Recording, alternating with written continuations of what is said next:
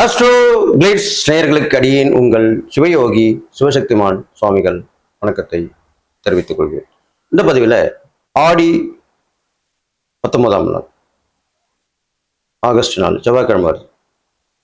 ஆடி 1லேருந்து ஆடி 32 வரைக்குமே உள்ள விசேஷங்கள் பற்றி, வீட்டில் செய்யக்கூடிய எளிமையான பரிகாரங்கள், முக்கியமான பிரச்சனைக்கு உண்டான தீர்வுகள், அதை பற்றி தான் சொல்லிட்டு வரும். அந்த வகையில் இன்னைக்கு சொல்லக்கூடிய விஷயம் என்னவென்று கேட்டால், காவடி எடுப்பது. பெரும்பாலும் முருகருக்கு தான் காவடி எடுப்பாங்க. எல்லா தெய்வங்களும் எடுத்தாலுமே முருகருக்கு தான் காவடின்றது ரொம்ப விசேஷமாக சொல்லப்படும். அந்த காவடி எடுப்பதனுடைய தாற்பயம் என்ன? அலகு குத்துவது, இந்த உடம்புல குத்திக்கிறோம் இல்லையா, அலகு குத்தி எழுப்பது, இதை பற்றிய விளக்கம், அதனால் என்ன பலன்கள் ஏற்படும், அதை பற்றி விரிவாக இந்த பதிவில் சொல்ல இருக்கிறேன்.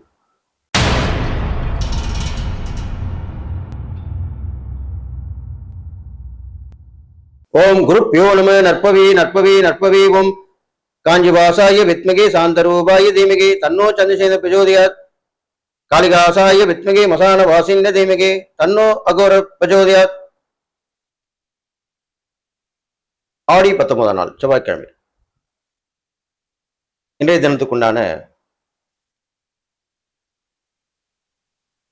விசேஷமான வழிபாடு பற்றி சொல்லுவார். முதலிலே காவடி எடுப்பது. காவடி எடுப்பது எவ்வாறு தோன்றியது என்று சொன்னால், கந்த புராணத்தில் வரக்கூடியது. இந்த காலத்திலே முருகப்பெருமான் தன் தந்தையாருடன் சிவசக்தியுடன் ஞானப்பழம் கிடைக்காத பட்சத்திலே வேண்டி ஆண்டி கோலம் பூண்டு நிறைய மலைக்குன்றுகளிலே சென்று தங்கியிருந்தான்.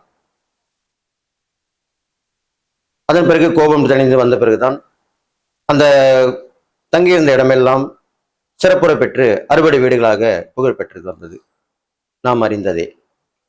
குன்று இருக்கும் இடமெல்லாம் குமரன் இருக்கும் என்று சொல்வார்கள். அந்த வகையிலே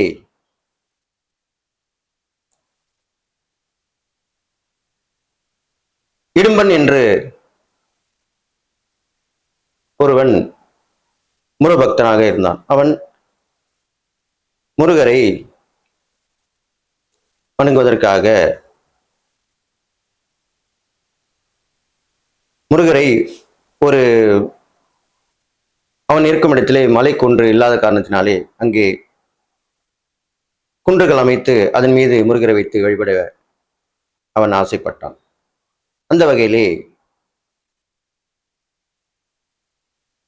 சிறு சிறு மலை குன்றுகள், பாறங்கற்கள் என்று சொல்லுவோம், அந்த காலத்தில் அதை எடுத்துன்னு போய் இரண்டு பக்கமும் வச்சு தராசு மாதிரி வச்சு அதை எடுத்துன்னு போயிட்டு அதை வைத்து ஒரு குன்றை உருவாக்கி அதிலே முருகரை வைத்து வழிபட்டு வந்தான். முதலிலே அந்த இடும்பன் என்றவன் செய்த செயல்தான் காவடி என்று பிற்காலத்திலே வழங்கலாயிற்று. அதே போல் பக்தர்கள் அனைவருமே இரண்டு பக்கமும் துலாபாரம் போன்று செய்து அதை தோளிலே சுமந்து அதற்கு பெயர் காவடி என்று வைத்து முருகனை வழிபட்டு வந்தார்கள். இதிலே பால் காவடி, பழக்காவடி, மலர்காவடி, இப்படி பலர் காவடிகள் உள்ளது. பால் எடுத்து செல்வது பால் காவடி, மலர்களை எடுத்து செல்வது மலர்காவடி, இப்படியாக முருகர் வழிபட்டு வந்தது. இதற்கு என்ன அர்த்தம் என்று கேட்டால், மிகவும் கஷ்டப்பட்டு அல்லல் பட்டு துயரப்பட்டு சென்று வழிபடும் பொழுது நம்முடைய சிந்தனை, நம்முடைய செயல் எல்லாமே அந்த தெய்வத்தை நோக்கித்தான் இருக்கும். அவ்வாறே அந்த முருகனை நினைத்து கொண்டே அது செல்ல வேண்டியிருக்கும். நம்ம எடுத்துக்கொண்டிய பொருட்கள் சிந்தாமல் செல்லாமல் இருக்க வேண்டும். இப்போ பால் எடுத்துன்னு போனால் பால் சிந்தக்கூடாது இல்லையா, அதில் தான் கவனமாக இருக்கும். அதே மாதிரி பூ எடுத்துட்டு போனால் பூ சிந்தாமல் இருக்கணும். இது மாதிரிலாம் பார்த்து பொறுமையாக பார்த்து கொண்டு போகணும். அதுக்கு தான் அந்த காவடி அப்படின்ற முறை வழிபாட்டிலே வர ஆரம்பித்தது. அப்படி அந்த கஷ்டப்பட்டு செய்யும் அந்த காவடியுடைய பலன் ஒரு கோரிக்கையோடு ஒரு குறிக்கோளோடு சென்று அதை நீங்கள் நிறைவேற்றி வந்தீர்களானால் அந்த கோரிக்கை, அந்த குறிக்கோள் கண்டிப்பாக நிறைவேற்றப்படும். இது காவடி மூலமாக செய்வது. அடுத்ததாக அலகு குத்திக் கொள்வது. அலகு குத்திக் கொள்வது என்னவென்றால், பெரும்பாலும்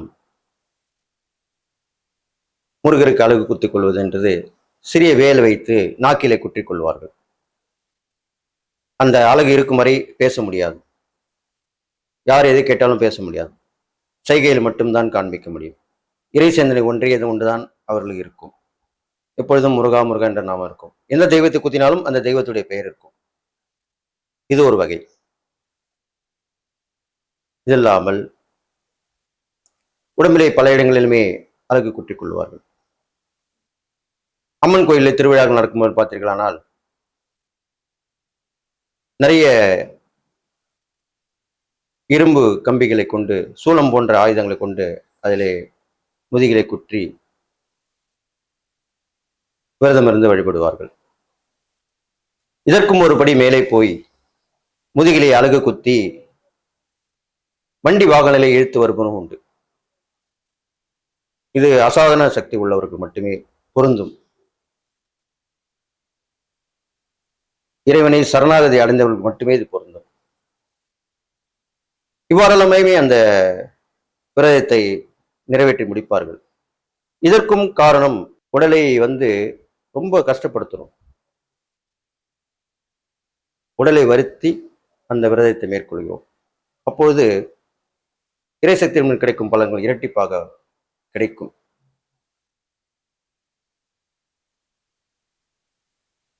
இது எல்லோரும் செய்யக்கூடியது அல்ல. இது இறைசக்தி உள்ளவர்கள் மட்டும் செய்யக்கூடியது. இறைவனுடைய அருள் இல்லாமல் அது செய்ய முடியாது என்று சொல்வார்கள். இந்த அலகு குத்திக் கொள்வது நம் உடம்பிலே இறை சக்தியை கொண்டு வந்து சேர்க்கும். அப்பொழுது உடலில் இருக்கக்கூடிய பலவிதமான நோய் நொடிகளுமே கண்ணுக்கு தெரியாமல் விலகிவிடும். எதிரிகள் தொல்லை கண்டிப்பாக அழியும். மறைமுக எதிர்ப்புகள், எதிரிகள் தொல்லை இருப்பவர்கள் இந்த அலகு குத்திக் கொள்வதை பிரதமாக மேற்கொண்டு எந்த தெய்வமாக இருந்தாலும் செய்யலாம். நடத்தி வந்தீர்களானால் கண்டிப்பாக உங்களுக்கு மறைமுக எதிர்ப்புகள் விலகி எதிரிகள் தொல்லை அறவே அழிந்துவிடும். அடுத்தது நோய் நொடிகள். இந்த இரண்டுமே அழிந்து விடக்கூடிய வகையிலே அந்த விரதம் இருக்கும்.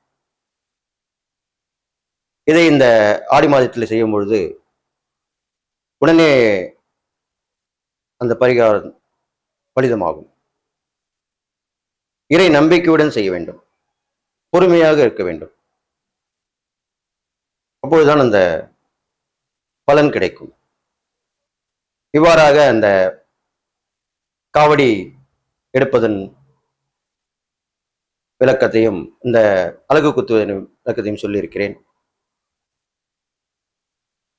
இதை நீங்கள் செய்து வந்தீர்களானால் உங்களுக்கு அளப்பரிய நன்மைகள் கிடைக்கும். இறைசக்தியின் துணையுடன் எல்லாவற்றையும் வென்று காட்டுவீர்கள் என்று சொல்லி நீங்கள் எல்லா நாளும் பெற்று வாழ்வீர்கள் என்று வாழ்த்தி விடைபெறுகிறேன். நன்றி.